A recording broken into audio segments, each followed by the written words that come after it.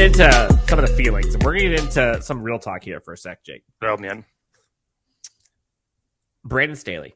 I think he was on my list.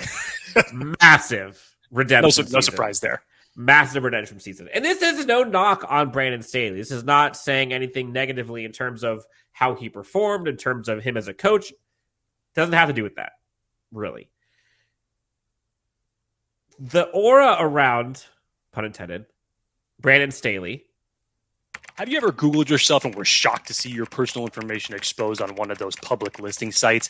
Data brokers are making a fortune selling your information to robocallers, spammers, and others who want to learn more about you, like where you live. We've been trying to reach you concerning your car's extended warranty. That's why I'm excited to tell you about today's sponsor, Aura. Aura can identify data brokers exposing your info and submit opt-out requests on your behalf, and brokers everywhere are legally required to remove your info if you ask them to, but they make it super hard to do. So let Aura handle that for you. You could try Aura for up to 2 weeks using this link that we're going to put up here on the screen. Aura also does so much more to protect you and your family from online threats that you cannot see. So make sure to check out aura.com/Chargers Unleashed to get a 14-day free trial and see if your personal information has been leaked online. Since he came to the Chargers, like the second he was hired, was this brainchild. He's someone who is kind of transcending the defensive scheme, if you will, for the NFL. And bluntly, that has not been seen translated onto the field. But with that, you saw year one, Brandon Staley, just let it rip. Fourth and Staley was on a t-shirt being sold everywhere. You saw everyone around the NFL, pundits, critics, all kind of talking about this new age and kind of changing the math, if you will, with this fourth down and aggressive play calling and changing the culture of this team. And there was a ton of positive that came from year one. And you and I noted that at length, how different that year was versus the years prior under the previous regime. Then, of course, the Week 18 debacle happened against the Raiders. They missed the playoffs.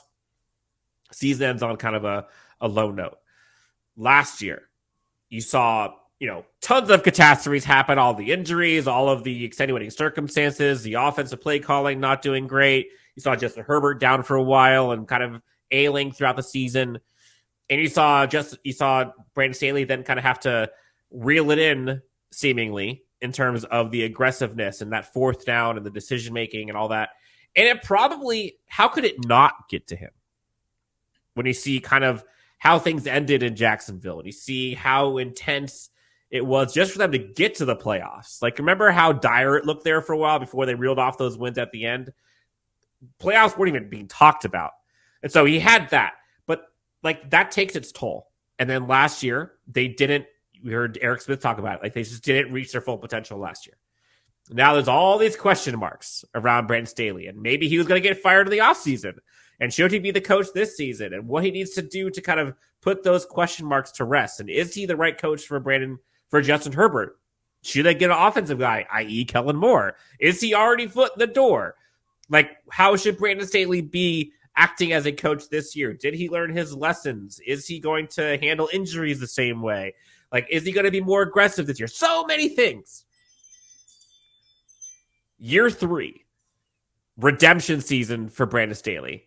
And I see this as you know what? F it.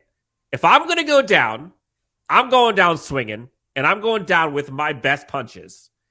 Best punches. Justin Herbert, Derwin James, Rashawn Slater. The guys that you need to rely on, the ones who are the cornerstone of your team, that's how I'm going to go down. If I'm going to go down slinging it 50 yards down the field and it gets picked off, I did what I thought was best for my team. I think we're going to see a more fun Los Angeles Chargers offense than we have seen in arguably a decade this season. I'm calling it now. See, this is arguably, maybe in some people's eyes, not arguably the hottest seat out of anybody that we're talking about here in terms of redemption goes, because of the things that go along with it. Dan, there was so much talk about Brandon Staley after that Jacksonville game, and I know we don't like talking about the Jacksonville game, but